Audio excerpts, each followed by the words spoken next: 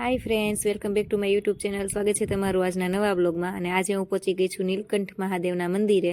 તો ચાલો હું તમને મંદિરના અંદરથી દર્શન કરાવીશ. તો કોમેન્ટમાં લખવાનું ભૂલતા નહીં, હર હર મહાદેવ. જો નીલકંઠ મહાદેવનું મંદિર છે, અહીંયા બહારથી આવું દેખાય છે. અને ચાલો હવે આપણે અંદર જઈએ, દર્શન કરીએ. તો આવો કંઈક વ્યૂ છે મહાદેવનો મંદિરનો. ચાલો આપણે અંદર જઈએ, મહાદેવના દર્શન કરીશું. સરસ મજાના અહીંયા મહાદેવ છે, બિરાજમાન છે. અને અહીંયા બધા કહે છે કે આપણે ભગવાન પાસે જે ઈચ્છા હોય માગીએ એ મહાદેવ પૂરી કરે છે. અને સાથે અહીંયા જે પૂજા થાય છે એ પણ ઉજ્જૈન જેવી જ પૂજા થાય છે. સાનવી અહીંયા જો કોળિયું પાડ્યું, કોળિયું મૂકી દઉં એક. ખીજાય હો સાનવી, આમ વહી જા સાનવી. હવે હું તમને આખો મંદિરનો લુક બતાવી દઉં. પહેલાં આ રીતના હું મારી એક પ્રદક્ષિણાઈ થઈ જાય અને સાથે મંદિરનો લુકે તમે જોઈ લ્યો. જો આ રીતના મહાદેવનું મંદિર છે અહીંયા, સરસ મજાનું. એની પૂજા અર્ચના બધા એમ કહે છે કે ઉજ્જૈનમાં જેવી થાય છે એવી જ અહીંયા પૂજા અર્ચના પૂજારીજી કરે છે. સાથે અહીંયા ધૂનો પણ છે. જો અહીંયા આરતી થતી હશે ત્યારે અહીંયા કરતા હશું. અહીંયા છે સંતોષી માતાજીનું મંદિર. ચાલો આપણે સંતોષી માતાના સાથે સાથે દર્શન કરતા જઈએ. તમને દર્શન કરાવી દઉં. જય સંતોષીમાં, સંતોષીમાં છે. પછી ચાલો આપણે અહીંયા બીજા એક ભગવાન છે, ગયા છે, ચાલો જોઈએ. છે સંત બ્રહ્મકાલીન સંત શ્રી કિશનદાસ બાપુનું સ્મૃતિ મંદિર છે. તો અંદર જઈને હું તમને બતાવું. અહીંયા છે આ સંત કિશનદાસ બાપુ. પછી સામે જે દેખાય છે એ છે ગૌશાળા. અને અહીંયા ઉપર જે છે એ ચબૂતરો છે. અહીંયા 2025માં જ બનાવેલો ચબૂતરો છે. જો 15/1/2025માં જ બનાવેલો છે. જમનભાઈ વનજીભાઈ વાછાણી બનાવેલો છે અને અર્પણ કરેલો છે.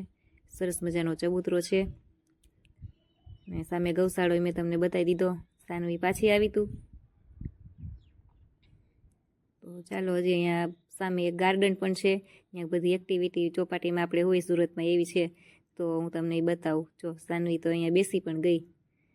નાના છોકરાને આવી રીતના ગાર્ડનમાં રમવાની મજા આવતી હોય. તો અહીંયા આવી બધી એક્ટિવિટી હતી. તો થોડીક મેન સાનવીએ એક્ટિવિટી કરી હતી. તો જો આ નાના છોકરાને આવું હિંચકવા નહોતું, પણ હું બેસી ગઈ હતી. સાનવી એકલી નહોતી બેસતી ને એટલે મજા આવે આમાં. ઉચક નીચક હિંચકો થાય. આવો હિંચકો ગુરુકુલમાંય છે પણ મોટાનો, આ નાનાનો છે.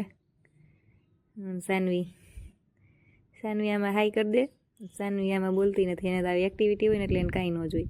લસરપટ્ટી હોય એટલે સાનવીને કાંઈ ન જોઈ. તો લસરપટ્ટીમાં જ ચડી ગઈ પહેલાં તો જતા વેદ. જો પણ એને અહીંયા લસરપટ્ટીમાં છે ને લાગે એવું છે નીચે, એટલે મેં 1-2 લસરપટ્ટી જ ખાવા દીધી. જો પથ્થર છે એટલે. પછી આવી અમારે કોસાડ ગામમાં એ છે ગાર્ડન છે ને કોસાડનું, ત્યાં આવી એક્ટિવિટી છે. એકવાર મેં કરી હતી. મને આવી એક્ટિવિટી કરવી બહુ ગમે. કસરત થાય આપણે શરીરમાં. એટલે હું તરત ચડવા માંડી ને એક્ટિવિટી કરવા માંડી. પછી સાથે હિંચકા હતા. સાનવી એને અમે હિંચકા ખાધા. સાનવી કે એમાં લસરપટ્ટી જ ખાવી છે ને લસરપટ્ટી ખાવી, પણ અહીંયા પથ્થર હતો ને એટલે પછી હું એને લસરપટ્ટી ખાવા નહોતી લઈ જતી. મેં કીધું તું હિંચકા ખા ને હાલકા હું તને આમ બેહાડું. અહીંયા સાથે મિત્રો બાજુમાં એક વૃદ્ધાશ્રમ પણ છે. એ વૃદ્ધાશ્રમની પણ હું મુલાકાત કરીશ. અને સાથે હું વૃદ્ધોને મળવાની પણ છું. તો હું પછી તમને એનો રિવ્યૂ બતાવીશ. વૃદ્ધાશ્રમમાં મળીને હું શું વાત કરી. અને અહીંયા છે ગેસ્ટ હાઉસ, એટલે કે વિશ્રાંતિ ગૃહ. કોઈ ગેસ્ટ બહારથી આવતા હોય તો એને અહીંયા રોકાવું હોય તો એ માટે અહીંયા સુવિધા પણ છે સરસ મજાની. મોટી મારડ ગામ છે ત્યાં આવેલું છે નીલકંઠ મહાદેવનું મંદિર. અને ગોશાળા, પછી આ વૃદ્ધાશ્રમ અને આ ગાર્ડન, આ બધું ત્યાં જ આવેલું છે. અહીંયા સાથે ભોજનાલય છે. એ આ વૃદ્ધાશ્રમ છે ને એ લોકો અહીંયા જમવા માટે આવતા હશે. અને અહીંયા વૃદ્ધાશ્રમમાં મેં જો આ છે ને દેખાય તમને, એ વૃદ્ધાશ્રમ છે. અને ત્યાં હું ગઈ હતી અને ત્યાં મેં 1-2 માજી બેઠા હતા, મોટી ઉંમરના હતા. તો મેં એમને પૂછ્યું કે બધું સારું છે, ફ્રીમાં રહેવાનું ને એવું હતું, બધું કહેતા હતા મને. અને પછી અમે મારા કઝિનને નાની બેબી ગર્લ થઈ છે એટલે અમે પછી ત્યાંથી તરત નીકળી ગયા હતા. એટલે મારે બહુ ઝાઝી વાત નહોતી થઈ વૃદ્ધ કોઈ માજી યારે. એક થોડીક વાત કરી હતી મેં, એટલે હું તમને વિડીયો નથી બતાવતી ને કહેતી નથી. અને અમે પહોંચી ગયા હતા પછી હોસ્પિટલે, બેબી ગર્લ થઈ એટલે. અને એની ખુશીમાં જો અમે હવે આવી ગયા છીએ હોટલમાં જમવા માટે, ઢોસા ખાવા. મારા કાકા તરફથી પાર્ટી છે. તો મેં કીધું મારે તો ઈડલી ખાવી છે, એટલે મારી ઈડલી તો આવી ગઈ છે. જો ઈડલી સંભાર મારું ફેવરિટ છે. અમે કેરળ ગયા હતા તોય મેં તો વધારે તો ઈડલી સંભાર જ ખાધું હતું, પણ કેરળ જેવું આપણને ગુજરાતમાં ન મળે. અને જયદીપ કે મારે ઢોસો ખાવો છે, બીજે બધાએ ઢોસા લીધા હતા. અને પછી અમે ત્યાંથી નીકળીને આવી ગયા ડીમાર્ટમાં થોડું ઘણું શોપિંગ કરવા માટે. તો અહીંયા આ જેતપુર ગામમાં નવો ડીમાર્ટ બન્યો છે, તો કીધું ચાલો અહીંયા આપણે ડીમાર્ટમાંથી થોડુંક શોપિંગ કરતા જઈએ. અને સાનવીએ તો કેટલું બધું લીધું. અને હવે અમે ફાઇનલી ઘરે જઈએ છીએ. રાતના વાગી ગયા છે 11:30 જેવું, પણ કીધું ચાલો હવે ઘરે વયા જઈએ. તો અહીંયા પેટ્રોલ પંપમાં સીએનજી પૂરો થવા દો, તો પેટ્રોલ પંપમાં આવ્યા છીએ અમે સીએનજી પુરાવા માટે. અને સાનવીને કહું છું, સાનવી આપણે ક્યાં ગયા હતા?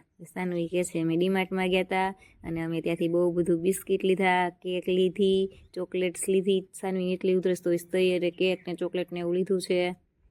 અને હવે આપણે નવા બ્લોગમાં મળીશું. ત્યાં સુધી આવજો.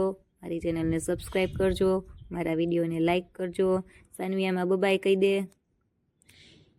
તો એને બબાય કહી દીધું. બાય.